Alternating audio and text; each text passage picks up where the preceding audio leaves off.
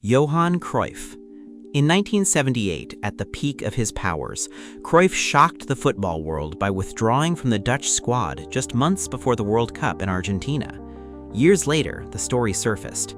An armed break-in at his home in Barcelona, with his wife and children present, had left him deeply shaken, and he no longer felt safe leaving them behind for a tournament abroad. The Netherlands reached the final without him, losing to the host nation, and fans have wondered ever since what might have been. Roy Keane.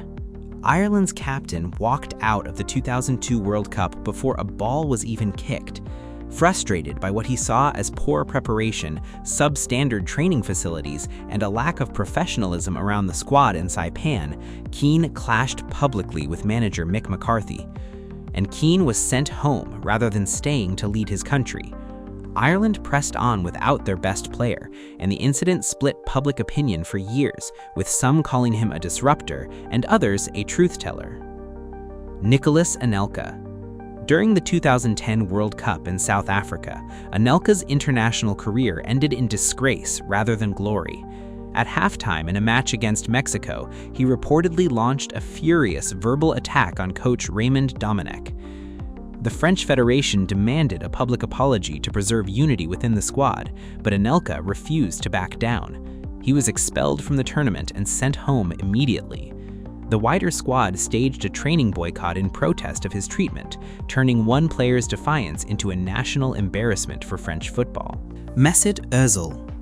In 2018, Özil stunned Germany by announcing his retirement from international football at just 29 years old. The decision followed intense backlash over a photograph he took with Turkish President Erdogan ahead of that year's World Cup, which triggered accusations of divided loyalty. Özil felt abandoned by the German Federation, who he believed failed to defend him against what he described as racist treatment. In a lengthy statement, he declared he was German when Germany won and an immigrant when Germany lost, closing the door on his national team career for good. Emmanuel Adebayor. Togo's captain walked away from international duty on more than one occasion, after the horrifying 2010 attack on the Togo team bus ahead of the Africa Cup of Nations, in which gunmen opened fire and killed members of the delegation. Adebayor's relationship with national duty was never quite the same.